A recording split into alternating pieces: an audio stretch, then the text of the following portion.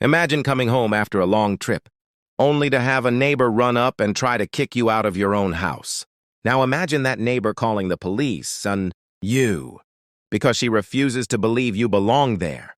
That's exactly what happened to Marcus, a successful young man who found himself in the middle of a shocking confrontation with someone who thought she knew it all. What unfolded next left the entire neighborhood stunned, and it's a story you won't want to miss. You won't believe what happened one sunny afternoon in a quiet suburban neighborhood. Marcus, a successful young black entrepreneur, had just returned home after a long business trip. He pulled up in his sleek black car, parked in the driveway, and started unloading his luggage. The sound of birds chirping filled the air. Kids were riding their bikes on the street, and everything seemed perfectly normal. For Marcus, it was just another day until something unexpected turned it into a scene no one on that street would ever forget. Out of nowhere, his neighbor Karen stormed out of her front door. She had her hands on her hips, her face twisted in anger, and her eyes locked on Marcus as if he were a criminal caught in the act. She marched straight toward him, her footsteps echoing across the driveway. "Excuse me," she snapped, her voice sharp and commanding.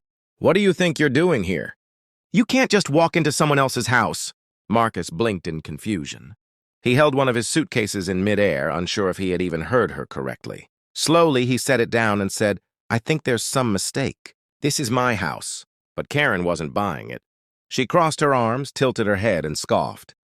"No way. I've lived here for years and I know the owners. There's no way you live here.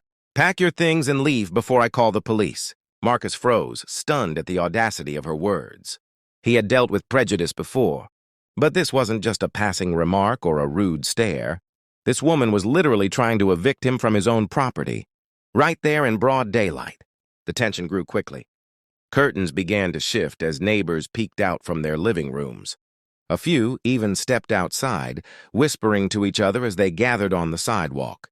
The sound of Karen's accusations carried through the quiet street, and the crowd leaned in, curious to see how the situation would unfold. For a moment, the whole neighborhood seemed to hold its breath. The air was thick, heavy with conflict, so heavy you could almost cut it with a knife. What had started as an ordinary homecoming was now spiraling into a public showdown that nobody expected. Marcus took a deep breath and steadied himself. He wasn't going to let anger take over. Losing his temper would only give Karen more fuel. Instead, he calmly pulled out his phone and scrolled through his digital documents. His voice was firm but polite as he said, "Ma'am, I think you should see this." Karen folded her arms tighter, rolling her eyes dramatically. "Don't bother," she snapped. "I know a trespasser when I see one." But Marcus didn't flinch. He held up the property deed, his name printed in bold letters across the top. "Here's the proof," he said clearly, making sure the neighbors could see. "I'm not just staying here, I own this house." A wave of gasps rippled through the crowd. Neighbors whispered in shock, pointing at the document. Karen's cheeks flushed crimson, but she wasn't ready to admit defeat. She shook her head furiously. "That's impossible. People like you don't own houses like this. You must have faked that paper." The sting of her words was sharp, but Marcus refused to let them break him. Without missing a beat, he reached into his pocket, pulled out his house keys, and unlocked the front door. He stepped inside, flipped on the lights, and turned back toward the crowd. "If this isn't my house," he said steadily, "then how do I have the keys and the alarm code?" The murmurs in the crowd grew louder. Several neighbors shook their heads at Karen in disgust. One older man finally raised his voice. "Karen, you've gone too far this time. This is shameful." Karen's expression shifted from anger to desperation. She knew she was losing control of the situation. In a last-ditch effort, she yanked out her phone and dialed 911. "Yes, officer," she said loudly so everyone could hear. "There's a suspicious man breaking into a house in my neighborhood." Moments later, flashing lights and wailing sirens filled the street. 2 police cars screeched to a stop, and officers stepped out, their hands resting near their holsters. Karen wasted no time pointing at Marcus. "That's him! Arrest him right now!" But Marcus didn't panic. Calmly, he greeted the officers. "Good afternoon, officers. I know this looks confusing, but I can explain." He handed them the deed, his driver's license, and multiple proofs of ownership. The officers studied the documents carefully. After a long pause, one turned toward Karen and said firmly, Ma'am, he's telling the truth. This house belongs to him. The crowd gasped again. Karen's jaw fell open, but this time she had no words. The officers didn't let Karen off the hook easily. One of them looked her squarely in the eyes and said, "Ma'am, making false claims like this could land you in serious legal trouble. You can't just accuse people based on your assumptions or biases. Next time, you should think before you act." Karen's confidence instantly crumbled.